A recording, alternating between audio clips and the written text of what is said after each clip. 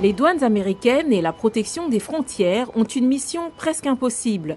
Essayer d'intercepter toutes les voitures volées qui quittent le pays. Ici, au port de Baltimore, les centaines de véhicules que les agents découvrent chaque année sont principalement destinés à une région particulière du monde, selon Adam Rothman du CBP. Je dirais que 90 à 95% des véhicules volés sont destinés à l'Afrique de l'Ouest. Selon Alex Piquero, professeur de criminologie à l'Université de Miami, le vol de voitures est un problème qui prend de l'ampleur aux États-Unis. Il y a des gens qui volent des voitures et des pièces détachées pour les vendre très rapidement sur les marchés locaux. Et puis il y a des gens qui volent littéralement des voitures, les mettent sur des conteneurs et les vendent, les expédient dans le monde entier, pas seulement en Afrique, mais aussi au Moyen-Orient et en Asie. Le CBP utilise des machines à rayons X géantes et mobiles pour scanner les conteneurs et décider de les ouvrir si elle les considère suspects. Le manifeste de ce conteneur ne mentionnait aucun véhicule, explique le directeur du CBP au port de Baltimore, M. Rothman. Le conteneur n'est censé contenir que des articles ménagers. Dans ce cas, il y a au moins 3, probablement 4 voitures dans ce conteneur.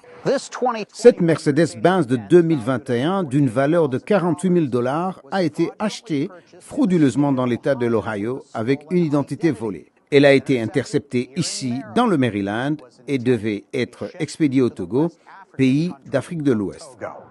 Ce conteneur vient d'être ouvert aujourd'hui.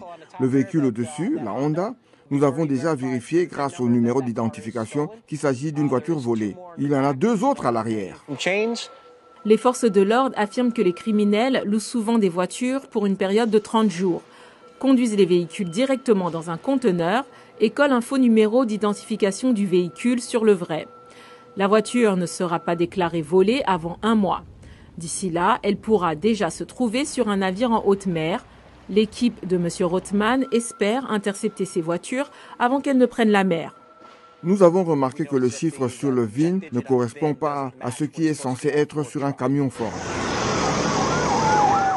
Les autorités de certains pays d'Afrique collaborent désormais avec Interpol pour tenter de saisir les véhicules volés qui ont réussi à échapper au contrôle des ports américains. Mais cette coopération n'est pas systématique selon le professeur Piquero. Certains gouvernements sont plus gentils que d'autres et il n'est pas possible de fouiller tous les conteneurs. C'est pourquoi la sécurité dans les ports est si importante. Avec autant d'acheteurs à la recherche d'une voiture d'occasion, souvent sans poser de questions, il est peu probable que l'on assiste à un ralentissement du trafic mondial de véhicules volés.